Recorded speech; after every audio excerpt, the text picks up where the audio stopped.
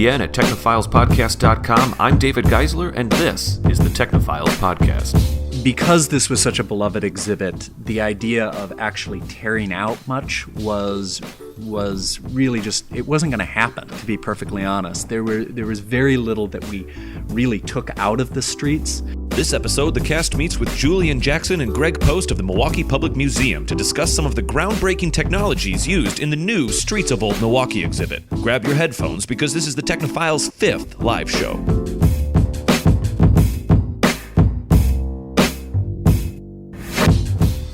All right, everybody. Welcome to tonight's live show, the Technophiles Podcast. I'm David Geisler, your host, and thank you all for being here.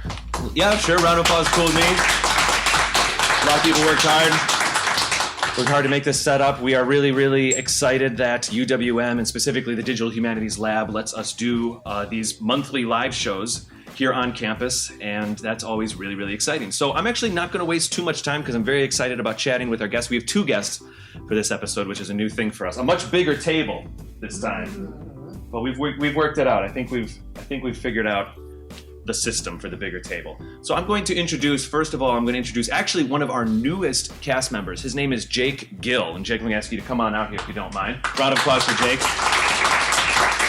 Jake, you just come right out here for a second. How you doing? I'm doing well. Good. Some people don't know this, but Jake was actually our first guest here at our live show many months ago.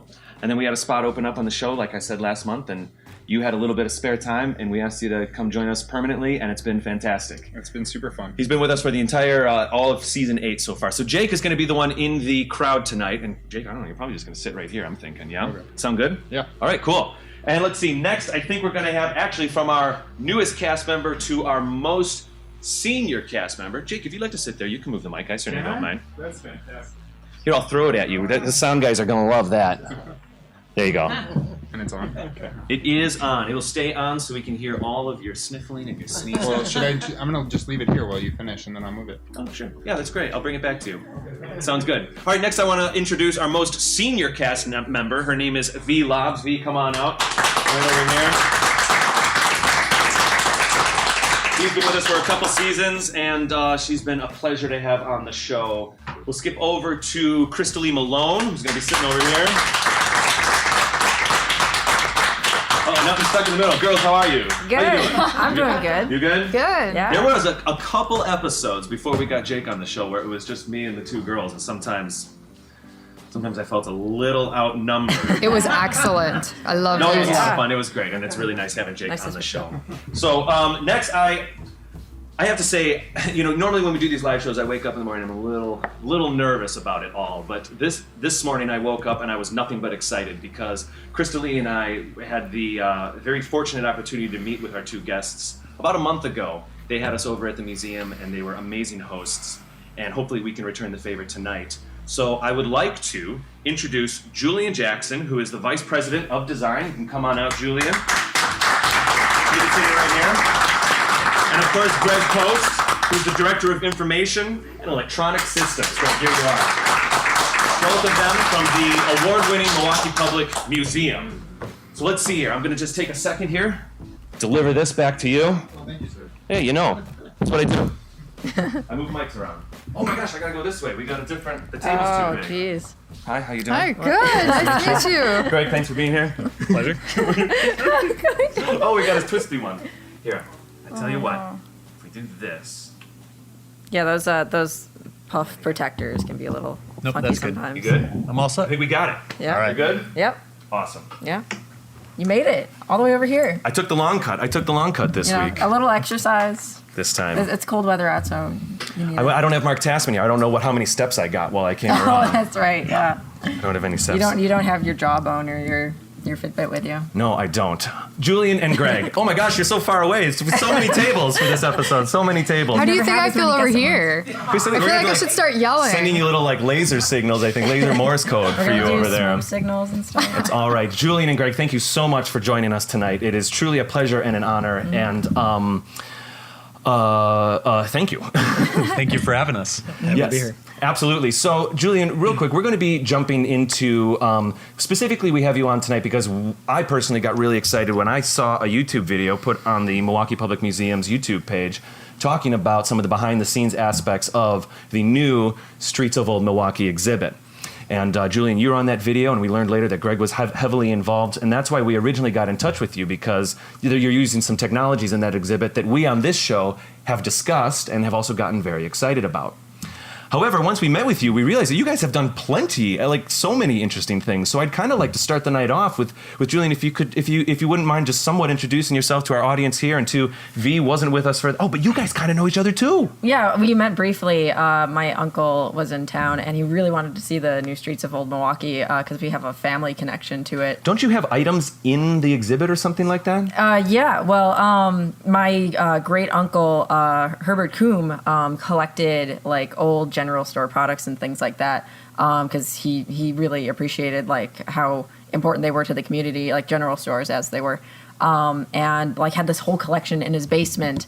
And my uncles would like play with all this stuff in the basement, and then he donated it all to the museum and would like curate it and like decorate it and stuff. Were those items, real quick, I'm so sorry guys, were those items, was that a few years ago, or was that with this renovation? That was a few years ago. That was. But I think they got moved or something with the renovation, right? They got moved around, but we'll get into that. We'll get into it. So Julian, if I may, let's see, you came to the museum a few years ago, if I remember correctly, but you actually have a bit of a history working in Chicago and things like that. Why don't you tell us what that was all about? Who are you? Sure. I'm actually one of the newer members at the Milwaukee Public Museum. I've been at the Milwaukee Public Museum a little bit over a year and a half now.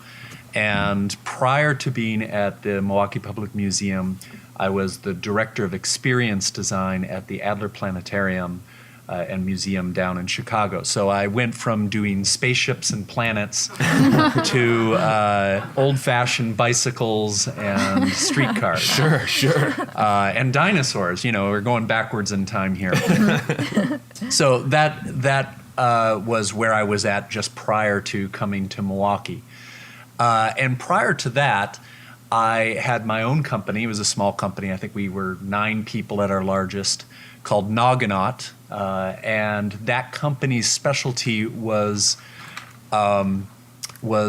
digital experiences in physical environments. Okay. And so we were playing with the idea of all of these cutting-edge technologies sort of coming outside of the computer and into the physical spaces around you. And I had the opportunity in that environment to have a partner who is a much more competent technologist than I was. I mean, I'm a design guy, I'm an idea guy, a little bit of a salesman, but I had a partner who would listen to all these crazy ideas and say, yeah, we can do that. And I'm really fortunate to have a partner at the museum, Greg Post, who kind of fills in that role, and I've really enjoyed working with him. Absolutely, and Krista-Lee and I learned that you guys have had a couple projects together at the museum already. I'm just curious, when you were dealing with bringing computers into the physical space, is this 5 years ago, 6 years ago? At this point, I'm trying to think of where technology was. This was about a decade ago, okay. And so there was a lot of heavy lifting.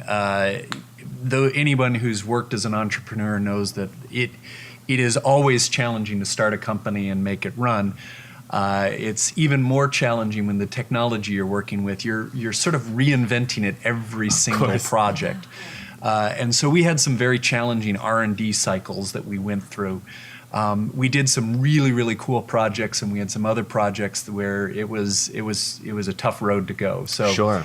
Eventually, I sold my share to my partner and decided I would go back and make great riches working for museums. Yes, indeed, fantastic. So I'm going to jump over to Greg real quick too, so we can get him out here on the floor as well. Greg, you, if I remember correctly, are a bit more of a Milwaukee local, but you've worked at a number of places as well here. Yes, I was born and raised in Milwaukee. Proud graduate of Milwaukee Public Schools. I did go to UW-Madison for my computer science degree, but after college I found myself back in Milwaukee.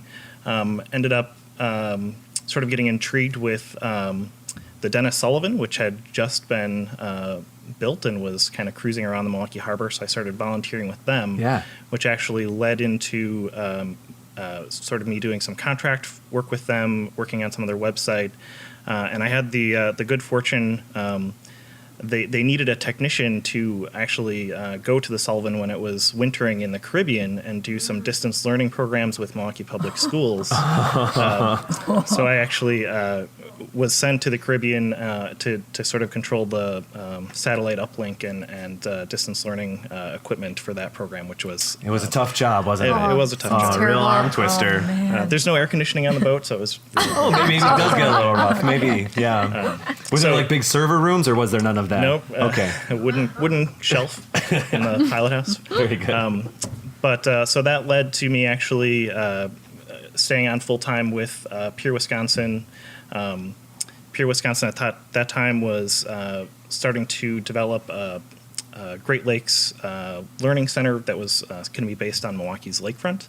And then there was sort of a series of events, some politics that happened. They ended up losing sort of their design. They had to go back to the drawing board and redesign the whole center. And that's when they partnered with Discovery World to sort of build the new Discovery World / Pure Wisconsin Center at the lakefront. And don't you have a history with Discovery World as well? Yes. So I think, don't you guys have a connected history with Discovery World? We do. When I was running my company, Naganaut, we actually did one of the projects that's still there at Discovery World. It was, just as a vendor, we proposed the idea and then came in and built a virtual avatar which sort of tracks you through the space. Oh, that's cool. And Greg was there, and we connected at that point. Yeah, interesting. this wow. was pre-Connect, like Xbox Connect Oh, yeah. technology. So Sure. literally. So what were you doing? Was it just cameras, or were you triangulating? So the way that it worked is we put up several different infrared lights in the space, and then took a commercial infrared camera, basically one that professionals would use. Mm-hmm. We pumped up the contrast on it, so it was only reading, hot spots and cold spots, and so we knew where people were. And then we were doing blob tracking in the system to sort of find out where people would walk through the space. Then we built an avatar and a game engine, and the avatar would turn to face people as they were walking through the environment and talk to them. So in other words, where the infrared lights weren't received, you could figure out, obviously, a person was blocking that. That's right. Yeah. And so it would address people and turn to face them. And we got a couple kicks out of some of the employees walking through for the first time who didn't know it was in the space. I think we had one janitor jump like 3 feet in the air. The avatar on the screen turned to them and said, "Well, hello there." And it was really cool because it would actually kind of yell at you if you walked away without like staying really? for the whole thing. So it would say something like, "Hey, where are you going?" And so then that avatar, it's rendered in real time, or was it combinations of pre-recorded things? It was all rendered in real time. I mean, there's pre-programmed responses that it would have, but because we couldn't animate it between every single possible position it was in, it was rendering in real time. And this was part of the challenge. In that company, we saw that there was this wave of technology coming that was going to begin interacting in ways that weren't just a click button or a keypad, but rather we're going to interact with people in real space. But it wasn't a mature set of technologies, so we were trying to invent it. And of course, Microsoft and all these other companies commercialized that just a couple years after we were playing with it. Of course, very exciting, very interesting. And Greg, so how did you get involved with the museum? Because I think you predate Julian just a bit. I do. So I actually was working for the Milwaukee Art Museum. You've just been everywhere in Milwaukee. So I, after working for Pure Wisconsin Discovery World, I went and worked for the Milwaukee Art Museum, and I'd been there for 3 years. And while I was at the Milwaukee Art Museum, I actually kind of struck up a relationship with my predecessor at the Milwaukee Public Museum, Linda Gruber.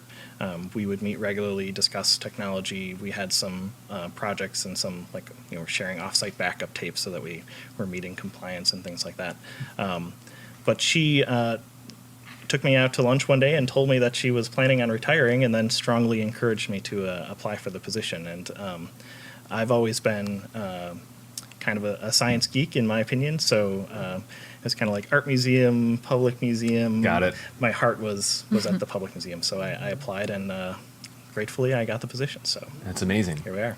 That's cool. And so then, Julian, you came over from Chicago. I think I asked you this a month ago, but I think I asked you some version of, did you find the museum? Did the museum find you? What was that relationship?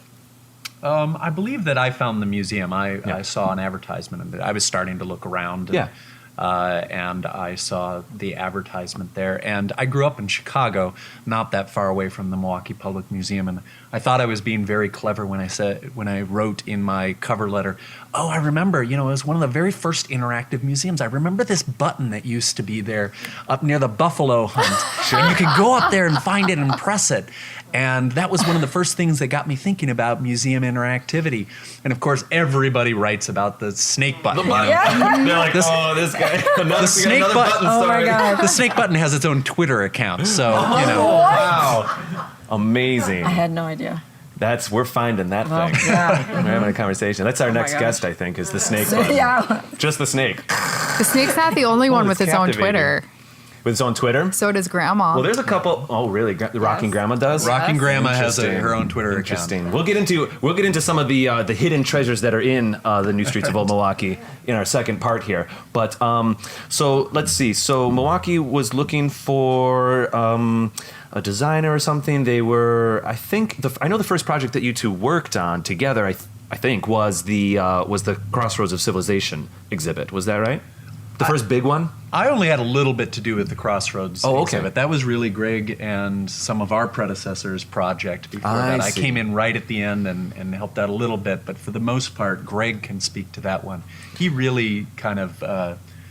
he's the one to talk to that Well, one. I certainly don't mind asking about it because I was very impressed with the exhibit, and I think you guys said that it was the first real big exhibit since the rainforest, right? And that's Right. been some time. It's the first new permanent exhibit at the Milwaukee Public Museum in over a decade. So. I tell you what, it's so nice, and it's permanent, but it was so well marketed that when I first saw the marketing, I thought, oh, well, clearly that's just some touring show or something like that. I It's had so thought the same beautiful, thing. Yeah. And then I learned that it was a permanent one, and that's very exciting. It's laid out very interestingly. It's kind of a combination of it's half experiential, and then it's half things on walls. It's very nice.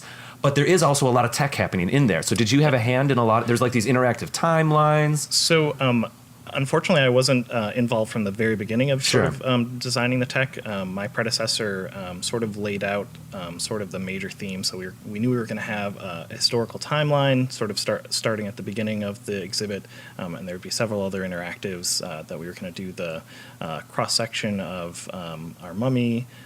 Yeah, that's cool. And I then, love that one. one of the projects that was sort of still in process was the conflict map when I came on board. And several others, but And I think is so- that the map, I guess you could say towards the end of the exhibit where you Yeah. can kind of scroll through the timeline and see. see all the different Yeah, that's cool. civilizations and how they moved around. And So I went there with my nieces. I mean, I saw Krista-Lee and I took a look at it, but I went there with my nieces, and my little 3-year-old niece just loved grabbing that timeline and zipping it back, and you'd see the land go. And then, of course, the 6-year-old niece was like, slow down, slow down. She wanted to get a little bit more of the content. But they were totally engaged, and they knew exactly what to do with those screens and all of that. So that's cool. So let's see. Actually, let's switch tracks for just a second. Julian, you were telling me a little bit about the history of the museum when we got together, and it fascinated me. I didn't realize that it had such a history with like this diorama situation and stuff like that. Could you speak to that a little? Sure. One of the really cool things about the Milwaukee Public Museum is that it has, for a long time, really been on the cutting edge of a lot of things. And so a couple items there. So the Milwaukee Public Museum is still a kind of a gem in this community. It's a larger and more complete museum than many other metropolises of Milwaukee size have. It's a really impressive museum for a community of this size. Sure. And part of that was due to Milwaukee's heavy investment, in their cultural institutions. Milwaukee did a great job of that early on in the century and continued that for some time. And with that came a number of innovators in museums. For instance, Carl Akeley, who is considered the father of the natural history diorama. Most people go to natural history museums now and they see dioramas everywhere. Yeah. Well, you kind of don't even notice that it's a thing anymore. You hardly think, and it maybe it's something which some museums are moving away from, but it's a ubiquitous thing in natural history museums. Recreations of environments with the animals that live there in them. Well, believe it or not, before Milwaukee's Public Museum, that had never happened before. No one had ever thought to put animals, taxidermied animals, in their environments. I know. So the very first natural history diorama ever was built right here in Milwaukee, and it is still at the Milwaukee Public Museum. It's in our first floor in our lobby there. It's of muskrats. Yep. And it's still there. Yeah. But I've looked at that thing hundreds of times, but being kind of a local, and once I learned this context of that was the first one, oh man, it's so much more important all of a sudden. Yeah, and some of the concepts behind that are really kind of unique. This gives you the idea of being there in a way that museums hadn't done before that. Prior to that point, museums had sort of simply collected interesting things and put them in a nice case. Sure, and there wasn't a lot of context, wasn't a lot of information beyond that. And because even that diorama is very unique, even as a kid, I thought it was special because, first of all, you've got the cross-section situation happening where you can see the home. And then of course, my mind was always blown with, like, the fake water. Even the fake water in the T-Rex exhibit when I was a kid. I tried to figure out how did they keep those puddles there. But you realize it's like a glue or a resin or something. But it's captivating when you're a little kid. And even that diorama, I mean, there's some, even, I would think, the first diorama would just be, okay, take some animals, plunk them in there. But this one has in my opinion, some advanced concepts going on. It's thoughtful, yeah. You see below the water, you see their home, you see a number of different things on that. And natural history dioramas have grown more sophisticated over time, but they followed that basic pattern of giving you sort of a view into an environment you might not otherwise see. Sure. Well, you fast forward 50 years, or perhaps even more than that. I should get my dates correct, to when the Streets of Old Milwaukee was first built. Now, the Streets of Old Milwaukee was, again, this major advance in exhibit development right there at the Public Museum. It was one of the very first exhibits, dioramas, if you will. It's a form of diorama in which you walk through it, and that had not been done before.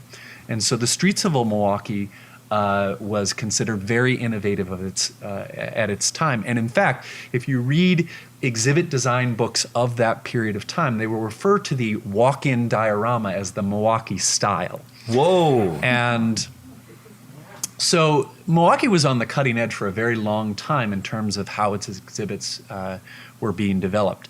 But as Greg said, we reached a point some time ago where we weren't doing a lot of new exhibits. And so the Crossroads of Civilization was one of the very first exhibits we had done. Well, it was the first exhibit we had done in over a decade. Sure. But what I'm hoping we're doing, Greg and I and all the rest of the people at the Milwaukee Public Museum, is not creating a new set of innovation, but going back to the innovative history that the Milwaukee Public Museum has done and really trying to be on the cutting edge of what museums are doing.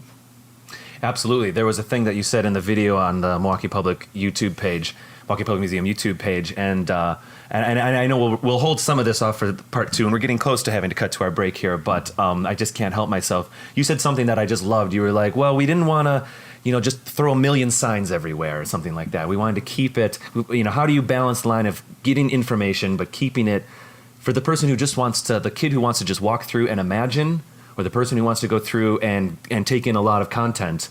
I personally think you guys, that you both, or the entire team, I suppose, really, found that balance, in my opinion. And of course, we'll talk about that after the break. Pardon me. I just have to ask, do you know when the T-Rex situation came along? Like, where was that in this whole... I didn't ask you guys this ahead of time. I'm just curious. Oh, that's right? okay. Do you know the precise date? I don't know. I when. think that it is. Well, you can tell the timeline of Third Planet. Third Planet is the name of the exhibit. Right. You can tell when it was developed because of the cheesiness of the videos that are in some of the spaces. At the very front, we have one of our paleontologists singing a song with a dinosaur bone microphone that is covered in glitter. Excellent. And that could only happen in the early 80s. Of course. That's some hard science there. So I'm not sure of the precise Of course. date. No, that's fine. But That's fine. that's another gallery I'd love for us to get our hands on. It might be time. Yeah. It's that one has a special place, I think, in every kid's heart. But that one might be. It's ripe at this point. Yeah, it's a wonderful exhibit, though. So let's see. I also thought about the museum and how there's that kind of diorama style. It trickles and it's dropped in all over the museum. You'll turn a corner, you're looking at cases, then you turn a corner and there's an entire Japanese house or something. It's fantastic. The one that always grabs me the most is I think on the third floor or second floor, whatever, the Native American powwow. And it's like a modern day diorama because you see the guy's got a PA system and a cooler, and I've been to a Native American powwow before when I was up on a mission trip once, and it brought me right back there. It was amazing, and that one's really special as well. I've been told that a number of those people were inspired by real people too, by the way. Oh, that's I don't know the amazing. specifics. That's true. Oh, is it? Yeah, all of the people there were people that the tribes themselves selected. We worked in close partnership with a number of different tribal groups, and they selected these people as, members of their community who they wanted to, say this is Native Americans today. And so those are all modeled after real That's people. awesome. Because for me, I was there with a few people. I was there with someone a few weeks ago, and they said, "Oh, that was the fourth grade teacher of blah blah blah, or that's the high school teacher of blah blah blah." Super awesome. Okay, well, I think actually this might be a good time to cut to break. And I think when we come back, we're gonna dive in deep about the new streets of. Is it the Streets of Old Milwaukee or is it the new Streets of Old Milwaukee? It's Streets of Old Milwaukee. Excellent. So lowercase n, Yes. the new Streets of Old Milwaukee. Very good. We'll take a break and we'll come back in just a few seconds. And I can't wait to dive in deep and talk about all the technology and what it was like, the journey that you guys took, reinterpreting and redesigning this exhibit. All right. All right. Thank you.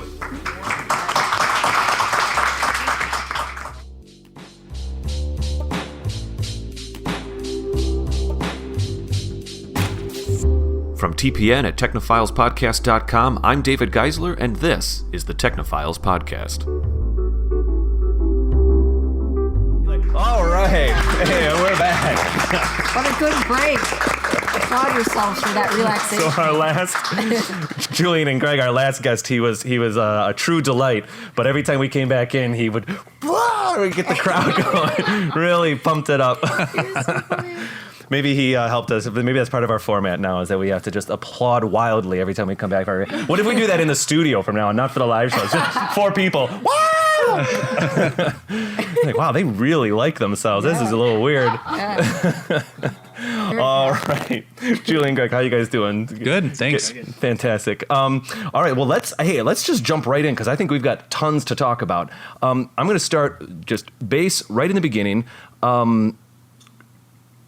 Julian, when the museum, because this whole kind of redesign was kind of spearheaded because of this 50th anniversary, isn't that right? That's correct.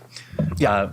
2015 was the year, was 50 years after the first opening of the Streets of Old Milwaukee. And so we wanted to reopen it with all of the additions and improvements and updates within its 50th anniversary year. I can only imagine that the museum thought, okay, we'd love to do something with this exhibit, but that is definitely an exhibit that is in people's hearts, And so when either of you were tasked with even the thought of what the heck do we do with this thing, can you tell me about what that felt like at first?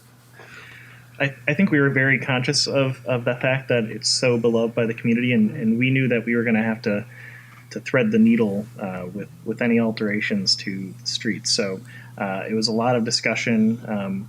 We kind of knew that we need to figure out what the heart and soul of the exhibit was and make sure that we kept that soul. Was there ever a thought of wiping it and starting over? I don't think so. I think we knew that, in fact, I was told during my interview, if you screw this up, you will be driven out of town. I mean, it was said half jokingly, but sure. But I knew that this would be my first major project, and that was said to me in the interview. I believe the term was tarred and feathered. Yes, tarred and feathered. That's right. Whoa. Apparently, you still do that in Milwaukee here. Considering me and my entire generation and mom's generation grew up with that, I don't think that's too far from the truth. Yeah, honestly, my grandparents lived down near Chicago, and my grandpa got wind of it in some sort of article or in the newspaper or something that there was going to be a remodel. He immediately picked up the phone and called the museum and was like, "You guys aren't going to do anything to the general store, are you?" Oh, of course. And spoke and with we this- were, and we did. Yeah, Yeah. and it was Good things. Yeah, good Fantastic things. yeah. yeah, he was very, like, my whole family was very interested in the process of it. I think the thing with that exhibit, even in the original version of it, it's so detailed that everybody's special thing about it is in a different place. That's right. You know, one person loves that tree, or one person loves that corner, or one person loves that corner of brick or something. Like, I literally remember my favorite part. Well, of course, all the kids love going up to the second floor, but it was that corner, that's the cobblestone corner where the sidewalk breaks down a little and it gets really bumpy. I just thought I was in a whole another world as a kid walking through that part. And of course, then if I were to take my, I'll just say my niece is there, and all of a sudden the cobblestone's gone. Oh, what do you do? Right. Well, Greg alluded to this earlier, that we had to find the core of what the exhibit was. And I think that the core of that exhibit is that you are taken back in time. You feel like you are there. And so when we were considering the changes that could be done in this space, we knew that we had to preserve that idea of that feeling of going back in time. Yeah.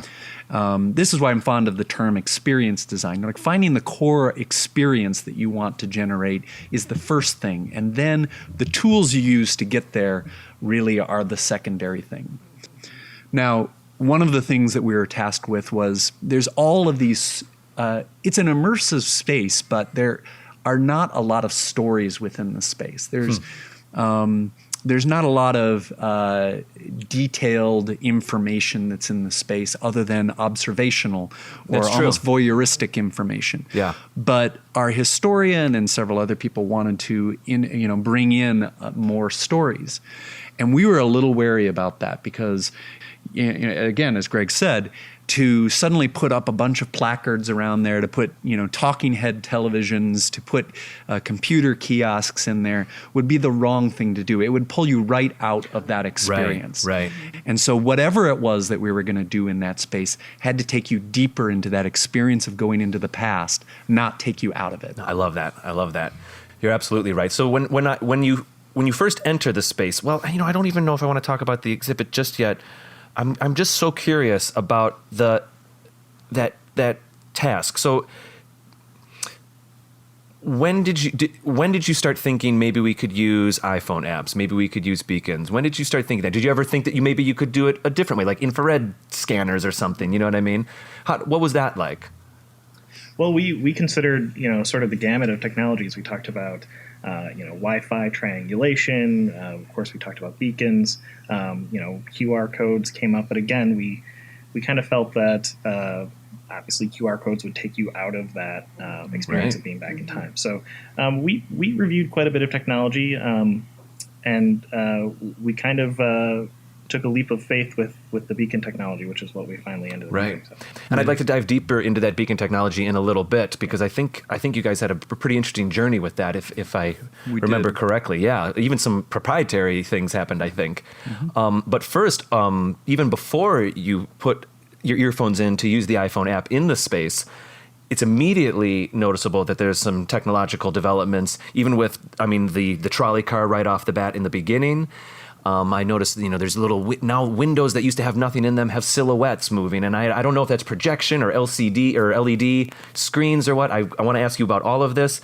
One of my favorite inclusions is looking into the new hotel and watching the guests walk back and forth and watching people work. And you look in one door, and it's somehow you figured out a way to make the line of sight be that actual door. And the other door, and the way it all distorts, you never really feel like, oh, I'm looking at a screen, and okay, that's kind of cool. I just want to know how you came up with these kinds of ideas. That's a very broad question. I apologize. Well, again, the experience leads in this, and I'm fond of the quote from Isaac Asimov that a sufficiently advanced technology is indistinguishable from magic. And I feel like technology is finally beginning to live up to that statement. Yeah. It wasn't even back when I had my little company there. It was like a lot of heavy lifting, but technology is really coming into its own, where it is beginning to recede in our consciousness, and the experience with technology is what is present, not the fact that I'm fumbling with this technology. Right. And so that's an exciting moment for exhibits, and an exciting moment especially when you're doing an exhibit about a century ago when there shouldn't be any technology. Right. So it warms the cockles of my heart to hear you say, I don't know how you did that, because that's exactly what we want. You go, okay, there's, I mean, as an, you look at it and you go, okay, there's actors, there's green screens, there's composites. Some kind of screen is happening, but it's the same kind of thing where you can say to, again, your 3-year-old niece, I'm sorry, I brought my nieces there, so that's actually using this as a reference. You say, hey, look in this window, and they don't have to even care. It's just a thing. It's magic, isn't it? And so let's break this down a little bit. The first thing I noticed as I went in, and we'll talk about the streetcar in a second, is the center space of the exhibit. I think is really where a lot of the physical focus was. I noticed there's the new hotel, the theater was kind of revamped or rejuvenated, things like that. How did, Julian, when you were thinking about the exhibit, how did you decide what should we keep, what shouldn't we, and if I may, what inspired? I like the Pfister Hotel. I think is beautiful. Again, that has the doors and stuff like that. The entryway. We can talk about the trolley if you like. There's a newsstand that's just absolutely gorgeous. How did you suss out what to keep, what to change? Yeah. So. Because this was such a beloved exhibit, the idea of actually tearing out much was really just, it wasn't going to happen. Yeah. To be perfectly honest, there was very little that we really took out of the streets. We were able to carve out some new space out of a couple storerooms, an entryway that wasn't perfectly used, right. And so we were able to carve out an entryway square, if you will, that have several of the buildings that you're talking about, and the trolley that is the entrance into the space. I have it on the screen right now. So would you like to talk about that trolley a little bit? Because I think it's just phenomenal. And I think Sure. You had a bit of inspiration coming up with it. Yeah. So one other person whose name we really should mention is Al Muchka, who was the curator on this project. And so Al Muchka and I were talking about this, and all of these things took place. I led the project, but really this was a collaborative process with a lot of very talented people in the museum, a lot of artists, a lot of historians, a lot of technologists, just a number of people. But Al and I were sitting there and we were talking about modes of transportation. And in the notes I took, even during my interview, I had written down a number of ideas which made their way into the final design in one form or another. But one of my notes said, there needs to be some sort of mechanism to take you back in time. It's too sudden. It's too instantaneous. We need a wardrobe that takes you to Narnia. We need a police box which takes you to another time via Doctor Who. We need our version of that. It used to literally just be a left-hand turn, didn't it? That's right. It was just a left-hand turn into it. And so Al Muchka, our curator on this project, was talking about modes of transportation. And he was talking about, the first cars were just beginning to displace horse and buggies, and people rode bicycles. And he said, there was this elaborate streetcar network, and he began to describe it. And there's not many instances where it's just like a total light bulb in this design. It's usually a lot of slogging and hard work and back and forth kind of thing. But that was one of these light bulb moments. It was like, that's it. We take a streetcar to the streets of Old Milwaukee. That will be the entrance to the streets of Old Milwaukee. So that's where the idea came from. And and it's probably worth describing it for those who haven't experienced it and are listening. Sure, yes. This is a full-scale streetcar modeled after those that were in the streets of Old Milwaukee in reality. And as you step up and enter into it, you see in the windows on either side of you modern-day Milwaukee passing by the windows. And we worked with a great group of animators from a group called Angle Park Productions. And the vision here was that as you went further into it, the buildings that were passing you, the people that were passing you, the modes of transportation that were passing you would grow older. So this was actually kind of a complex animation to create.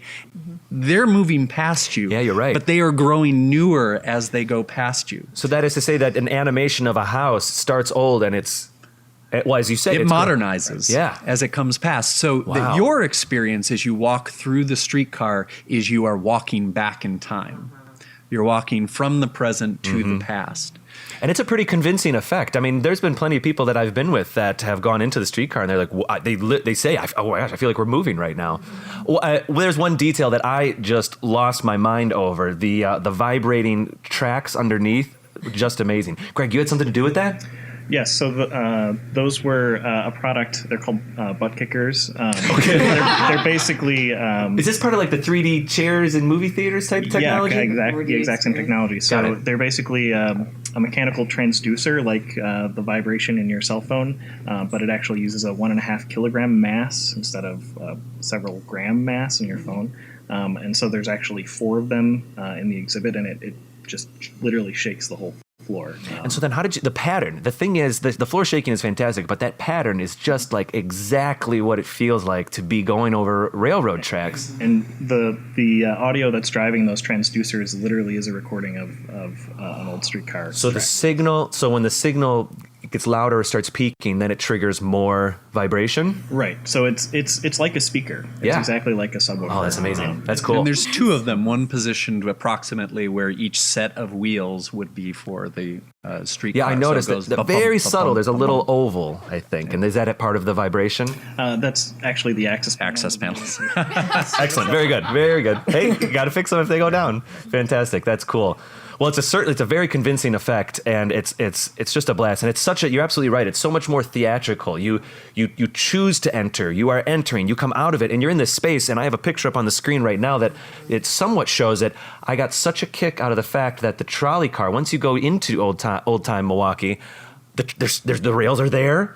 Like, it's all motivated. Yep. The trolley car, garage, I guess. I'm not sure what they're called. Maintenance garage that the tracks run straight into. It's all there. That's it. And as I went through the exhibit, I realized, well, of course, that's a little bit of a trick, too, because I think the other side of that wall is actually the theater of when you go around the block. But with lighting and with the effects and things, you guys were able to pull it off. It's a little bit of a smoke and mirrors trick a bit. Absolutely. And then actually in this image here, too, I can zoom in for just a second for the people who are watching on the video. I have I noticed there's like video feeds. This is one of those examples of How did they do silhouettes it? and things that you guys shot. What was that process like? So we used a number of different people from the museum, in fact, as well as some hired actors to do a lot of green screen shoots. We used our volunteers. We used some of our employees. We did use some actual actors to do all of this stuff. And we did a number of green screen shoots in front of, they were green screen shoots. Yeah. And then we actually took those silhouettes. Again, this is one of these principles where if you show everything, we don't quite have the technology to make it look 100% real. Right. But if we obscure it just a little bit, if we put it up high, if we make it look like the glass is dirty, those kinds of things, we can create a greater sense of realism. Mm-hmm. And in fact, one of the workers who walks back and forth on that second floor of the Folk factory there is Jamie, who's doing the live tweets right now. Really? Oh, amazing! Yeah, so cool. he's up there on the second floor as go one get of the his steel autograph or workers. something. Yeah, you definitely get his autograph afterwards. I had like the plans and I was pointing. Yeah, he was the boss man. He's telling people what to do. There's another one where there's a gal or a girl, and she's flipping her hair around over wherever you go up on the balcony, and I think that one's kind of sold where it's a silhouette, but you're selling it with there's a bit of a shade in front, so it. Yeah, so, and we use different technologies in different places. The ones in the Falk factory are actually screens that are just right up against those windows, and there's some subtle animations in the background to sort of make it look like it has depth. Sure. But the other one, the one in Miss Kitty was an infamous madam here in Milwaukee at that time. And so this is Miss Kitty's apartment, and every once in a while you see in her boudoir room, her shadow come there, and she does her hair and flips it back, and then exits. But that's a historic piece. That's a really nice historic piece of cut glass there, and so we didn't want to jam a screen up against that, and it would have actually been difficult in that dormer. So that's a projection on there. I had a feeling. So, and this is another example where technology is kind of coming into its own. because that space is technically an exhibit storage area, it's a controlled space. We didn't want to use a projector that you would have to be accessing the space every couple thousand hours to change out bulbs and those kinds of things. So we actually used one of the first LED projectors, which basically gives us the lifetime that we need to be able to say, okay, we're only going to need to access this space every couple of years. So it's an LED projector, so it's creating its own light, and then it's going through a lens that's... how does that work? Yeah, it's just like you're projecting onto any surface, but we're focused on the back of that glass plane, and the stained glass that was in that window just happened to be kind of the quality that we could generate what appears to be a silhouette. I see. Hey, let's talk about the street lights real quick. How they used to actually be gas, and then they kind of went through a little bit of an evolution.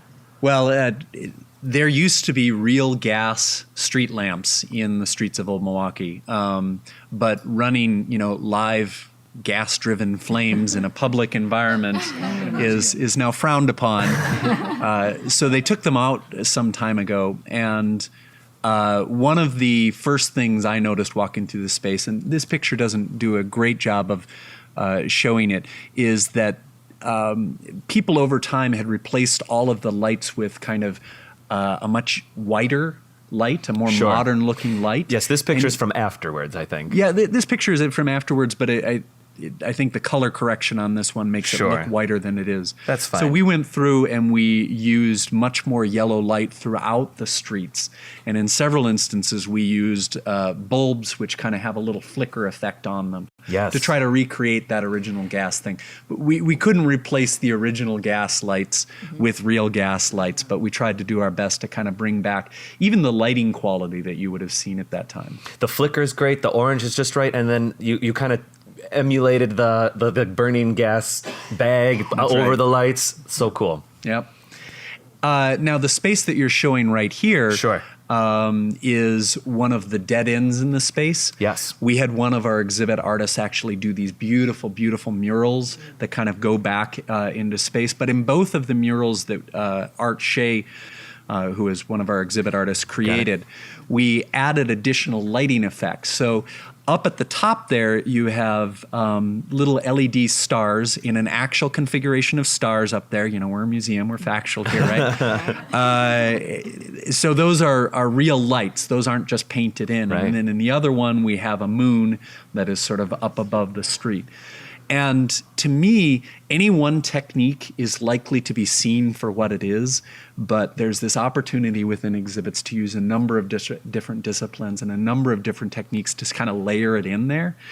And that's, I think, part of what fools your eye and kind of gives you that sense of being there most, is that there are physical objects, there's painted distance, there's real lights, there's all of these effects that are put together. There's several other effects if you were to go back to the other shot. Absolutely, there. I'm heading back there now. I think right here. So this is it's kind of a lo-fi effect, but there's actually you're looking at in the corner there the bakery. Yes. And so one of the effects that was added to the streets to actually just enhance the number of senses that are involved is actually a scent generator. So when you're in that area, it smells like baking bread. Well, that's wonderful. That's actually a really nice transition, because I wanted to ask you guys a bit next about all of the. I noticed besides the iPhone app, which we're still getting to, it seemed to me that there's all these little sensory experiences that you walk up to the automobile shop and you can hear the guy, saying, "Oh, I got to fix this, got to fix that," and stuff like that. And I don't recall that. And it felt like maybe some of those things were being triggered. Are there motion sensors to trigger some of those things? So most of the soundscape is not triggered. Okay. There are a couple things that are. One is our cat. I was going to say. Hidden in the streets. And then we also have an effect in the photography shop that's triggered by someone approaching the space. That's cool. But there's another trigger that you should talk about, and this is entirely Greg's idea, about the sound levels are triggered by who's in there. You should talk about that. So one of the things that we always have had problems with exhibits with a lot of sound is controlling audio levels, especially if you have a large school group, 500 kids going through a Right. space, Yeah. it tends to just drown out whatever effect is going on in the space. But then if you have, a slow day and just a couple family members walking through a space, the sound will be blaring if it's at the same level. So one of the novel things that we did in Streets was actually add a microphone that tried to detect the audio level and actually adjust the level Sure, based kind of on the ambient. right, which is no small technical feat. You kind of have to know what sound level you're producing out of your system, Yeah. and then figure out what the difference is. Whether or not Canceling it it's out. going up or down, so. Was there a specific? Is it just one microphone in a specific spot, or did you have to? Because there's corners to this thing. There's Right. different streets. Right now, it's just one microphone kind of centered in the space. Yep. So. Cool. Very quickly, let's talk about having to modify some of the buildings that did exist. For example, I remember, Greg, you saying, like, well, with this, could we really drill into this building or not to put this speaker there? What was that experience like? Yeah, when you wanting to do something, and we talked about it a little bit, like, for example, with the stained glass and things like that. Right. Well, I had a lot of concerns about, okay, our plan is to put in this comprehensive soundscape. Where do we hide the speakers, and how do we hide them in a way that you can't see them? Because, again, we don't want to destroy this this intuition that you're actually in the space, that you're back in time. And if you can see a speaker, Sure. sticking out of a wall, it's like, all right, there's the speaker. Luckily, it was just kind of a trial and error kind of thing. We knew approximately where we wanted to have the speakers, given the sound effects we wanted to use, and we just kind of had to go through and find nooks and crannies where we felt comfortable literally drilling into the exhibit. Which Right. So most of them are pretty well hidden, though. I mean, Greg and the rest of the team, I think, found a number of different locations where we could hide them, and we used several different techniques. Some are just embedded in the wall, and then we painted over them, so it has that effect. Some are behind pieces of paper. Sure. Some are hidden within the wood, and then some cleverly hidden holes are there to let the sound out. Yeah. After our meeting, I looked pretty hard for some of those, and I could only find a few. It was very exciting. So let us finish this part by talking about this kind of, frankly, epic iPhone app and beacon system that you guys had to put together. So, Julian, I'm collecting that, of course, you wanted to create this experience that was magical and, not right up there in your face, but easy to use.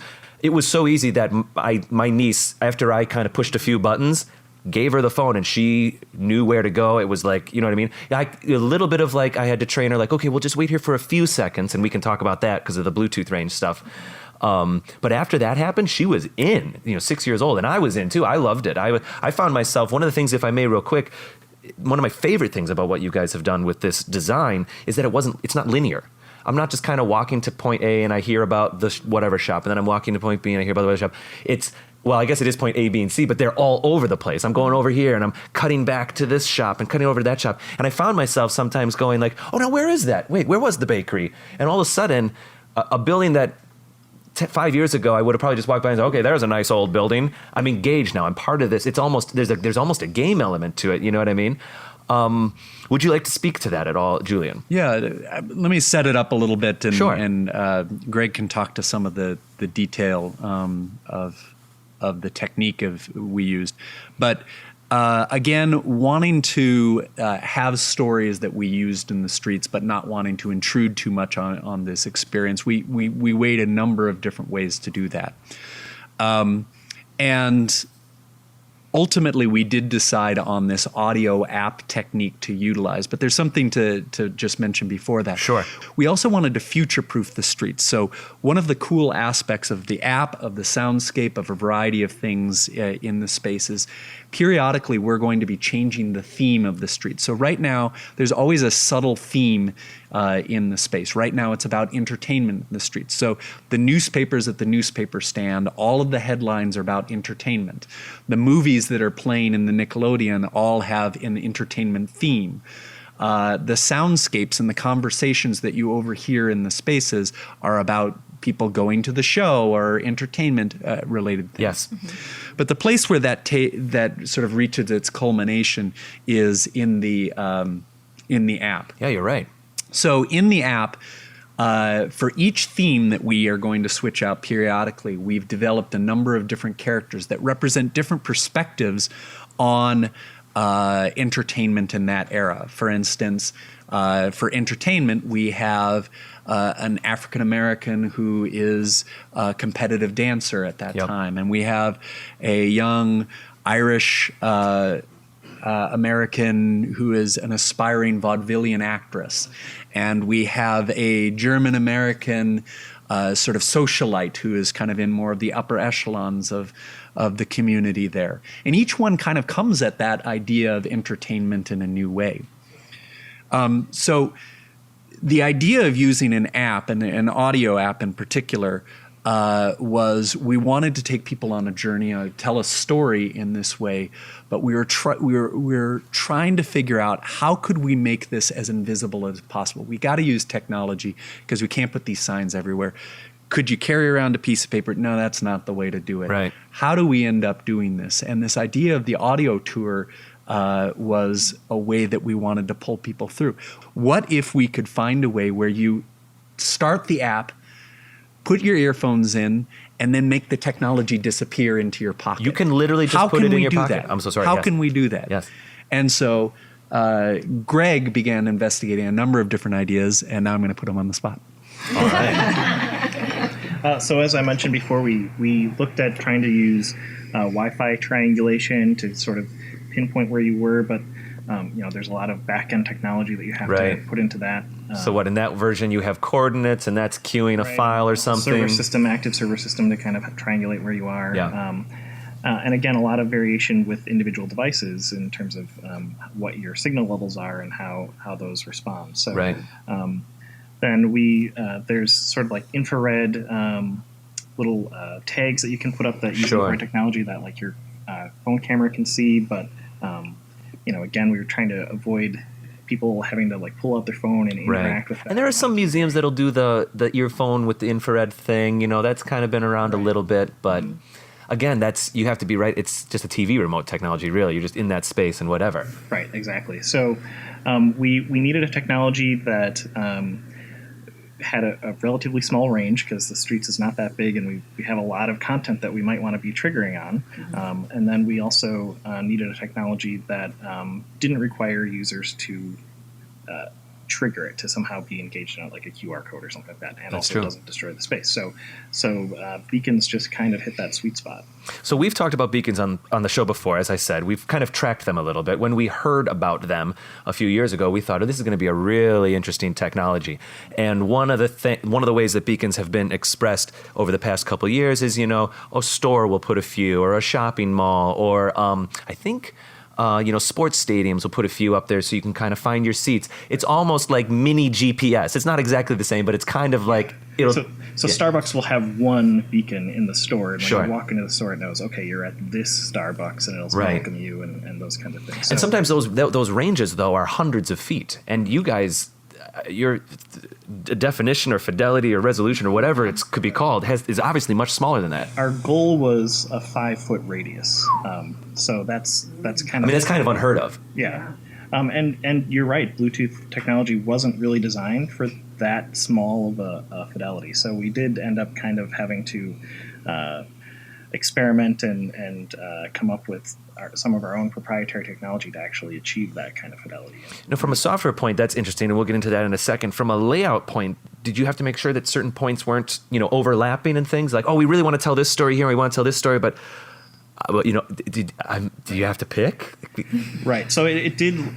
Really, what it did is informed how we wrote our story. So we need to be conscious of the beacons and the limitations, and then write the story to... Sure. And sometimes beacons are actually covering two different locations, and there is a context awareness. Like if you're telling this story, it's going to pretend like it's for this location, but if it's telling a different story, it's going to be right next door. That's cool. And it just knows the order. It's listening for the next nodes in. Sure. Sure. Yeah. And that was somewhat informed by the design parameter that we didn't want to be using battery-powered beacons, again, for that reason that we don't want to be constantly going into these basically object storage areas and changing out batteries. So we wanted to make sure that we could power the beacon by hardwired outlets that were kind of already scattered throughout the space. So we needed to sort of find where we could locate those beacons, and then For you, is there intelligence going to those beacons, or are they kind of their own? Is it just power source and they do their own thing? yep, they're basically standalone devices. Got it. So.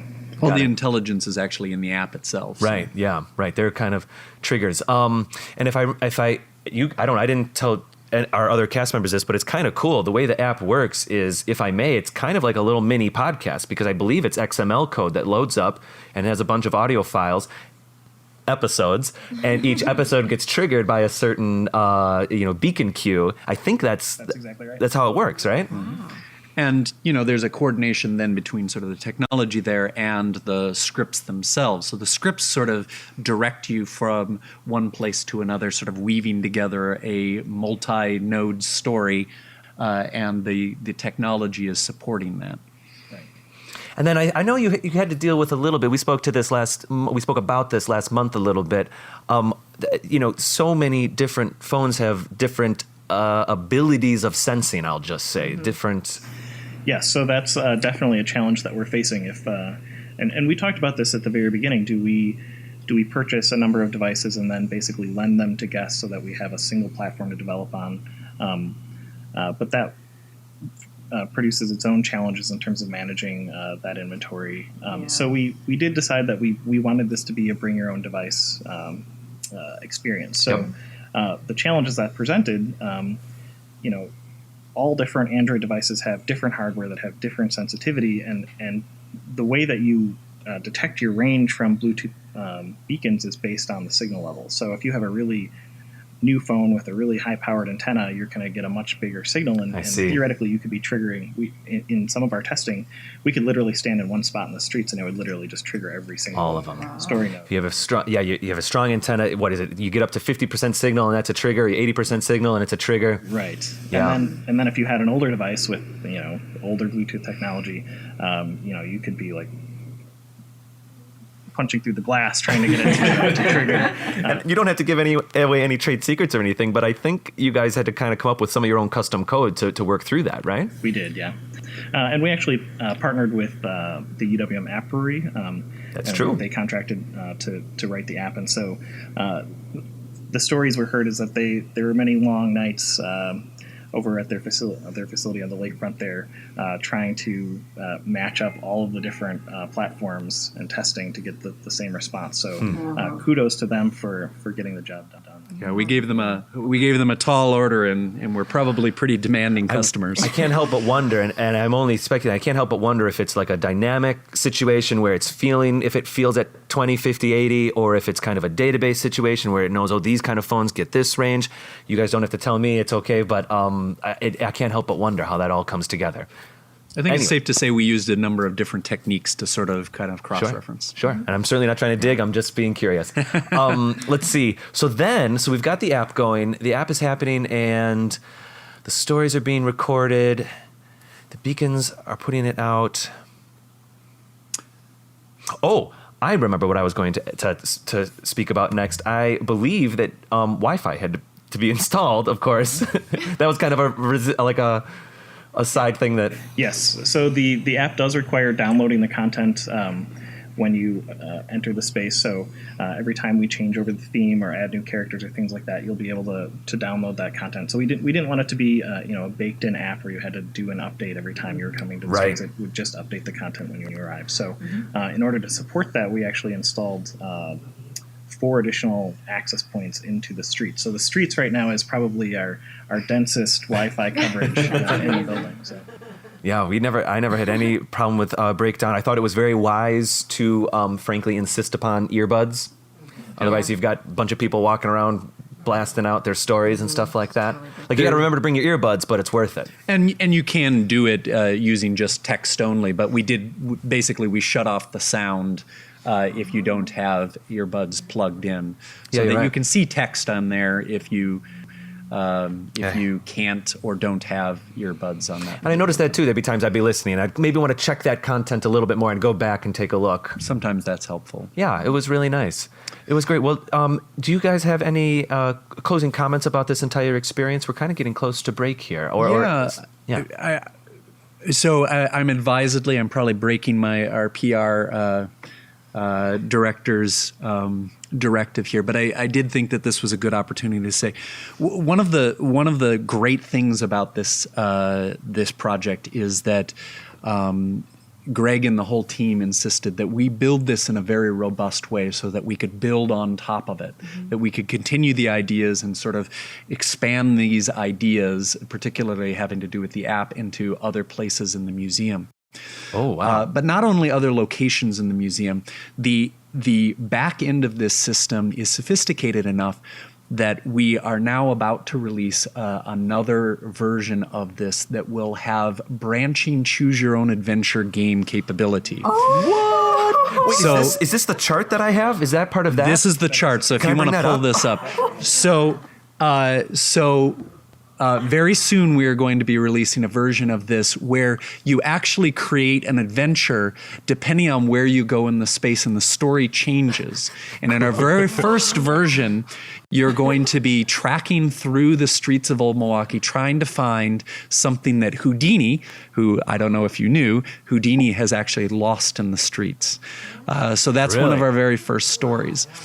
And the great thing about this is we've this back end is sophisticated enough that I think we can continue to build on this gamification of that space and put you into the story now. So I'm very excited about this. That's amazing, because I personally went through the exhibit 3 times. I experienced every story, but they are like flushing and blushing over here. I mean, it's very exciting.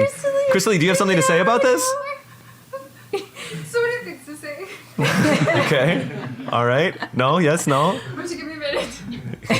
Wow. Well, we're happy to answer some questions about that when we come back from break. Yeah, I think that'll Let's do that. Let's do that. We'll go to break, Give her and some we'll time come to back, have some listen audience to it. questions, and certainly Vee and Krista-Lee might have some as well. Excellent.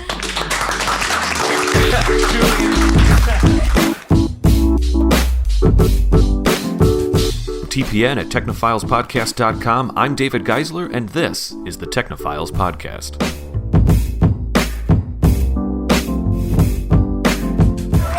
Oh, that's crazy.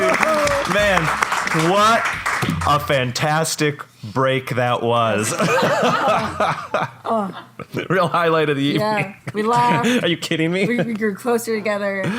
Oh my goodness. We are here with Julian Jackson and Greg Post of the Milwaukee Public Museum. And in just a moment, we'll go out to the audience to see if anybody has any questions about some of the things we've talked about tonight. But actually, over the break, we were able to queue up one of the files of one of the audio stories that is going right now, right? And I think I'm going to play a little bit of it. This is the Irish gal? This is the Irish aspiring vaudevillian, Let's see here. Irish American. You did that, Pat? Many. Okay. Goodness, I beg your pardon. I was just practicing for my next performance. I was selected to fill in with the Trocadero Vaudeville troupe while they are here in Milwaukee. My name is Helen Murray, and I'm so pleased to meet you. Is this the intro? Yep. Oh, I've just finished my day job at the laundry. You can imagine, my throat is so sore from all the fumes and shouting we have. So this is kind of happening coming out of the trolley. Yeah, that's right. You're just getting acclimated. If you like, we can walk together for a while. But first I must deliver lunch to my daddy here at the Falk Company. He works in the foundry's pattern house as a mold maker. He's also a bit of a musician and plays the cornet in the Falk Company band. They regularly play at company events. I'll meet him at the door and be right back to you. So, And there's the cue. yeah, so there's a variety of different ways we're trying to point people to other locations, point out details, but sort of weave those into the story as well. That was so excellent. Absolutely. Super fun. Okay, so Krista-Lee, real quick, let's go back now that you've regained your composure as well. How do you feel about the idea of future of this technology expanding at the Milwaukee Public Museum? Well, obviously, I'm very excited, and I had actually another question about that until Julian mentioned games. So now I'm going to have to go down this road. Now, gamification is definitely a very hot topic right now, but what I'm wondering is, was that the motivation here? Was this just gamification for the sake of gamification because it's hot, or was this a thought of there's something more to be learned from having it in a game format as opposed to having just the storytelling? Well, very early on in this conversation, we talked about the idea of going deeper into what the Streets was already good at. And that idea of immersing yourself into the environment was really central to that. And gamification, the idea that you become part of it, that's almost that's like the ultimate in immersive ideas.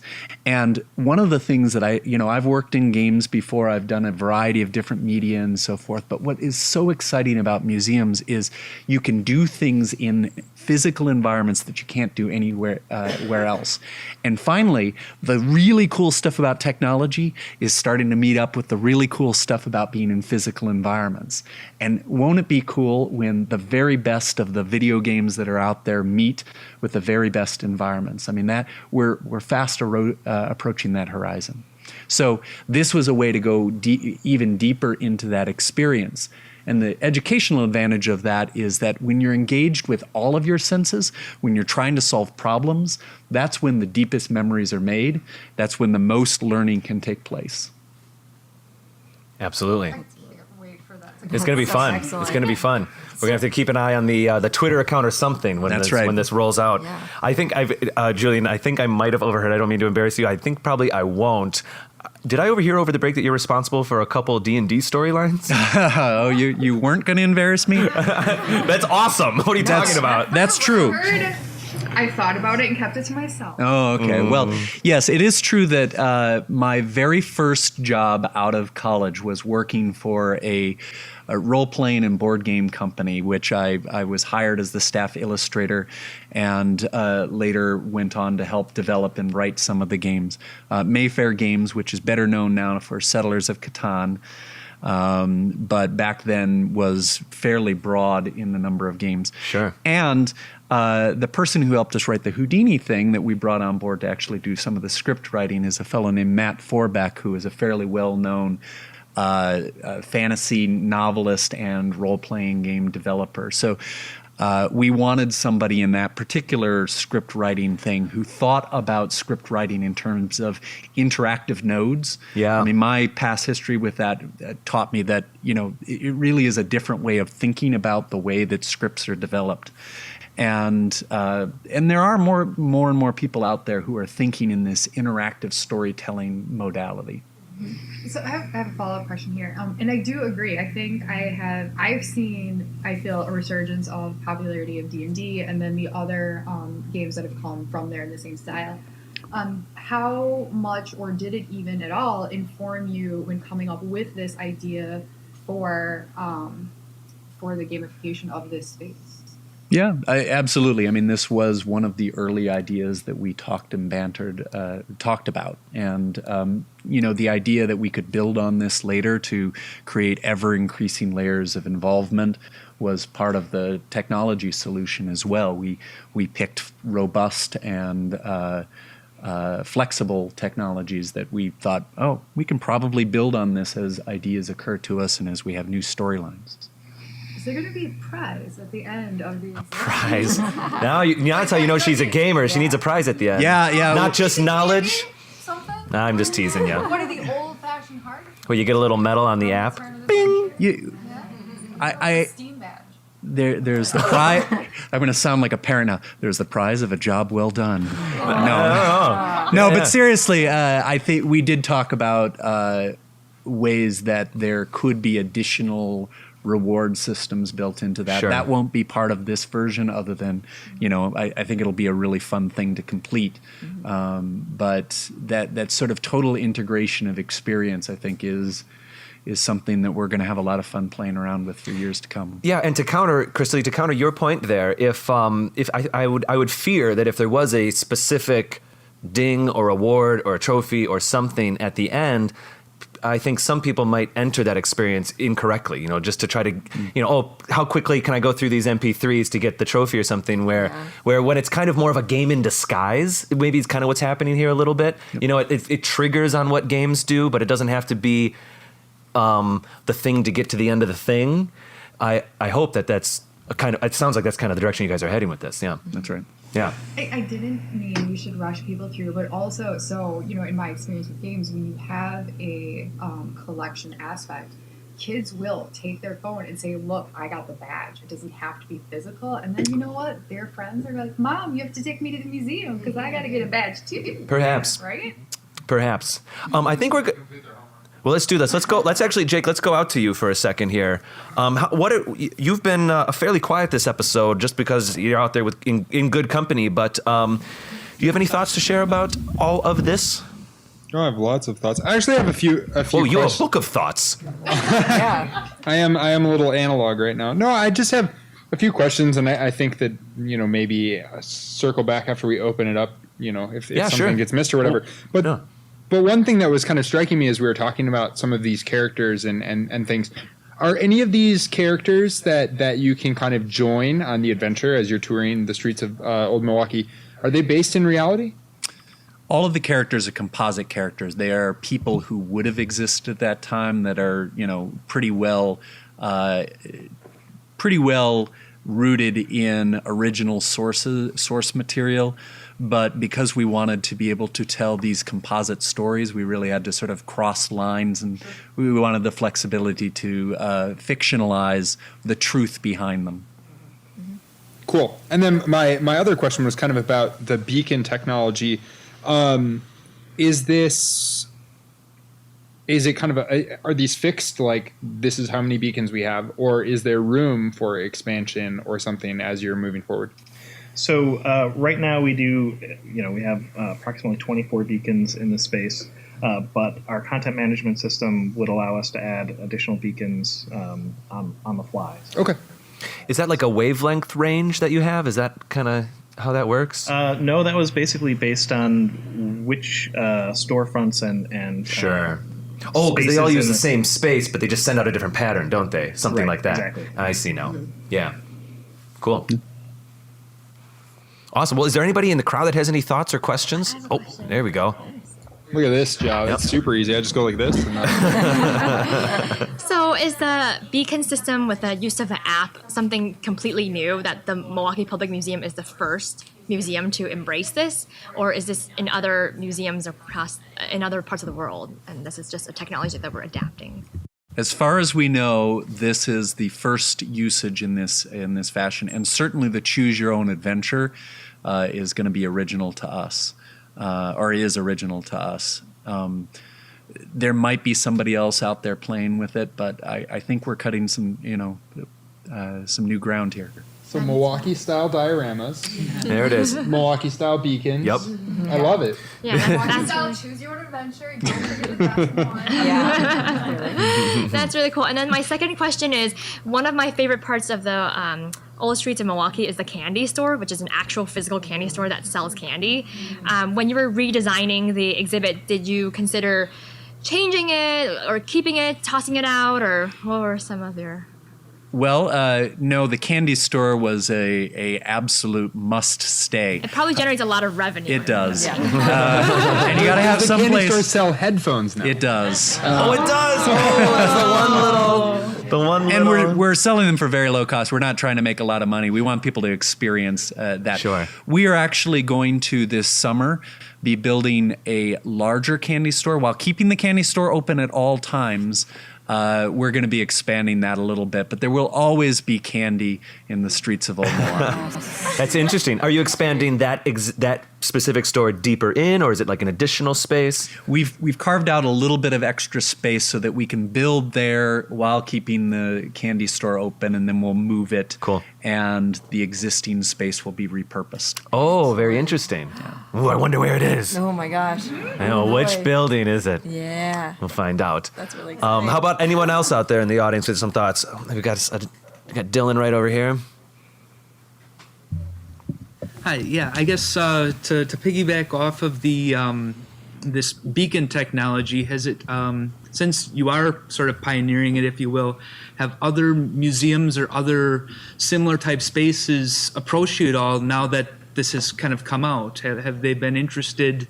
Are other people seeing the value and adapting it to their own uses. Perhaps the way the dioramas caught on 50 years ago. Right, exactly that. That's why we're here, to put the word out. Oh, okay. So I will say I've received a couple calls from other museums that are interested in sort of learning about how we created our app. So yes, it is. That's cool. I'm also headed to New York to a little conference. A group of people who are talking about digital storytelling in museums. And the keynote speaker is Laurie Anderson, which only those of us who are significantly older will remember. But she's an awesome cutting-edge artist. Anyway, so that's going to be a conversation where several people from different museums are going to be discussing a lot of things at the cutting edge, and I'll be presenting that at that group. Yeah, it's exciting. So Cool. Oh, we've got one over here. Question down here, or a thought, something. Yeah, my name is Ron Geisler, and my claim to fame is that I'm Dave's dad. So that's my dad. Yeah. So the day he was there with his nieces, I was also there with my granddaughters. So. Well, that's true. A couple of my questions have already been answered pretty much. Oh, because you used the app too, right? Yeah. I think. Yeah. Yeah. I did too. I did too. Yeah. This whole group over here. Yeah. All right. I handed out headphones. I said, one for you, one for you, one for you. I remember about 15 years ago, as a family, we traveled to Colorado, and on the way there on Highway 80, we didn't know anything about this, but all of a sudden we went under this great big overpass. And it turned out that it was a museum that had just opened up like a month earlier. Nebraska. Nebraska. I'm sorry, what did I say? I thought it was in Nebraska. What did I say? I don't know. It was Nebraska anyway. Okay, it was in Nebraska. So on our way back, about a week later, we decided to stop. It was Kearney, Nebraska is the city near it. We stopped there, and I made a point to stop there because then we knew in the following morning when we left, we would go visit this museum and then continue on home. Well, I Googled it again today to look it up, and they go by the name the Archway, and it's like 300 feet across I-80. Yeah, the museum's over the highway, right? Exactly. You go on one side, you go up over. But they had kind of one of these. I'm sorry. Well, yeah, exactly. What I was going to bring up was 15 years ago, the state of the art of the technology was you wore earphones and you walked from exhibit to exhibit, and through an IR thing, you could hear if you were within eyesight of this IR thing, you could hear what they were telling you about. Then you walked on to the next one, and a different one was within line of sight. And that was the state of the art then. And it would take you maybe a half hour to an hour to go through the whole museum, and it was telling you about like the Oregon Trail and everything Nebraska was about with from the early 1800s for about 100 years. So that's what that was about. And okay, what that brings up, and some of the people have already asked about this, is the technologies. If that was state of the art then, apparently what you guys did, from what you're telling us, is state of the art today. I was going to ask about what other technologies did you do, but you commented about that already. The other question is, have you gone off and visited other places to see what they do and ask them questions and get feedback from them? If they say, well, we tried, what we're doing now is not the best, we do it differently this way. Do you visit many other places? We do, and I actually wanted to piggyback off of your comment.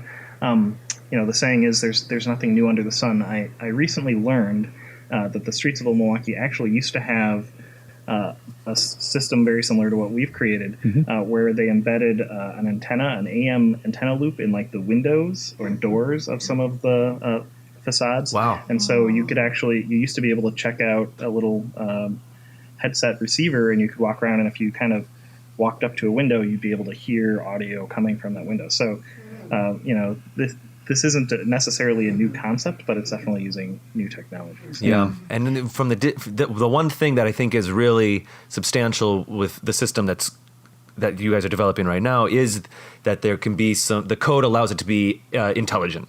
Right. It's not just a send receive, because I think even the IR is, well, maybe you get technical with that, but that would be like that. I recall, if I may, a little bit of research that you guys did on the trolley here. Yeah, so, and absolutely, I mean, there's nothing new under the sun, and And really, a big part of our success in the Streets of Old Milwaukee is the original designers did such a great job on that as well. I mean, we're building on the shoulders of giants at the Milwaukee Public Museum, but really across a lot of great designers and technologists work across the country.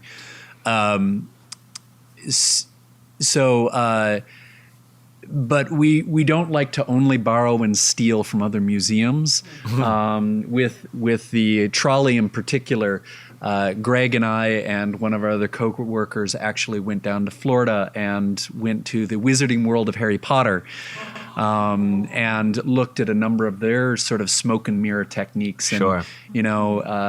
We did them a little bit differently than they did. They have more money than God to play with, but there's a train ride that uses something projected. There is a windows train or ride. something, We right? were already down the train sort of direction, I think, by that point, but they have a wonderful, wonderful interactive train ride between two parts of their parks. They're using a lot of this shadow play. There's a lot of really innovative things that are going on in other physical environments. Again, this is part of the reason that this technology is maturing, and places that have a much more commercial purpose like that can sometimes afford to do R&D that we can't. Sure. We did some R&D for this, and I think we broke some new ground. But, we're shameless in terms of learning from anyone we can. That's all right. Nothing wrong with that at all. Any other questions or comments out there? Oh, well, a follow-up? We got a follow-up over here. More questions. But going back there. Julian in particular, I'm curious about the fact that when you came on board with this, like you say, the Streets of Old Milwaukee, it's an icon for Milwaukee. With all due respect, as an outsider coming in and heading up this project, my first thought is if I were the people, developing this team, I would want somebody, or like Greg to do someone this. like Greg, Julian. Well, with the Milwaukee experience and stuff. Yeah. Maybe not having any Milwaukee experience was better for this. I don't know. Perhaps. I mean, I couldn't have done this without people who really had a history with it either. I mean, I think that there is an advantage of sort of an outsider perspective on this, but there was a lot of people who had it. I mean, I could sort of limp home to my, family further south, but Greg has to live here forever. So if somebody was going to take the fall, probably should have been me. I think I saw a hand back there. Oh, yeah. If I could have one last question. Whoa! I'm curious about the team size from a project management standpoint. Mm-hmm. How many people? How many man hours? What was the calendar time? Yeah, that's a pretty good question. If you could get into like monetary budget, I don't know if that's proprietary. Well, at least, Sure. all Just those kind of in very short fashion, the team would expand and contract depending on what it was. We had several vendors who worked with us on construction, animation, the app, etc. The internal team, I think, was probably the core team was 12 to 15. I don't know. I'd have to actually do a count. But it expanded and contracted. The key thing to say about this, though, is that another factor, we couldn't have done this if we didn't have such a great team in place when I came into the building. I mean, this was a great group of artists and project managers and historians who were already in place and who were very experienced, because we had really about 9 or 10 months to do what should have been at least a 3-year project. So this was a high wire act by everyone to get it done within the calendar year, and really just, top to bottom, the whole team performed just incredibly. So it was a great experience for me to get to work with all of those folks, and the credit really should be spread as broad as possible. Fantastic. I know we. Oh yeah. No, you can go. But I think, Jake, we also have someone in the back there. Start the walk. I will fill the space. A lot of people here have been kind of commenting on the fact that the streets of Old Milwaukee are iconic to Milwaukee. However, what I'm wondering is when you and you've mentioned possibly taking technology into other parts of the museum, but what I'm wondering is how much do you guys have to think about balancing the idea of so I'm trying to think. So like in anthropology classes, we'll talk about like the like authenticity, the idea of the aura around an actual authentic object. And I also know there's complications with that if you tell someone it's real or not real, regardless if it's actually real or not real. But when you have something like that and you're talking about a museum with all these old things, how is it difficult to balance this idea of the aura and authenticity when you're trying to then bring in, the iPhone with your earbuds? Yeah. I'm fond of saying that there are 4 differentiators that museums really should be building off of. And the very first one is authenticity. There's a lot of other places where you can get other things, but museums have to stay in that authentic place. Authentic things, authentic facts, authentic people working behind the scenes. And then combining those with some of their other advantage, this immersive advantage that we've talked a lot about. There's certain social things that happen within museums that don't happen in a lot of other environments, and then certain types of interactivity that happen within museums, physical interactives that can be combined with the, we've been talking a lot about sort of those combination points. But the very first one is authenticity. And all I can say is it's always a conversation between not losing that authenticity with creating these other illusions. And everybody hates my quoting people, but I'm going to do it one more time. A favorite quote of Picasso's is that art is a lie that tells the truth. And some of what we're doing in this particular space is doing that. We're using a lot of these smoke and mirrors and special effects, but it all has to be in the service of telling the truth. Absolutely. Yeah, the authenticity of the Dementor on the train ride maybe isn't as important. Yeah, I apologize. They have a different different call, satisfying different details. Yeah. So I think Greg back there had an idea or a thought or a question. Yes, I guess. So I was one of those folks that when I heard that there were changes coming to the Streets of Old Milwaukee, I was absolutely one of those people that were a little bit terrified at that heart of that exhibit. Were you the guy that called me all those names on Twitter? My days of insulting people on the internet are long since over. But I can say from my experience, having gone to the exhibit about a month ago or so, my fears were absolutely unfounded. It's a fantastic exhibit. Thank you. So if we were to take those lessons, the technology, the beacons, things like that, and this is really a question for both yourself and Greg here, if you each had, let's say, no budgetary limit here, and you could work on any of the exhibits in the museum, which one would you like to take those lessons that you learned from the Streets of Old Milwaukee and apply to in the public museum? That's good. So we've actually talked about this at length, but my choice would be actually exploring life on Earth. So, pardon me, I'm saying the wrong one. Third Planet. So that's the exhibit that kind of takes you through the geological history of the Earth and the continental drift and all that kind of thing. And it's a great example of the Milwaukee style in some places where you're literally walking through a cave or standing next to a glacier and things like that. And I think there's a lot of potential there to just enhance that experience and enhance your feeling of, standing, a kilometer underground or standing next to a moving glacier. So I think that space is ripe for enhancement. I mean, dinosaurs. Come on. Yeah.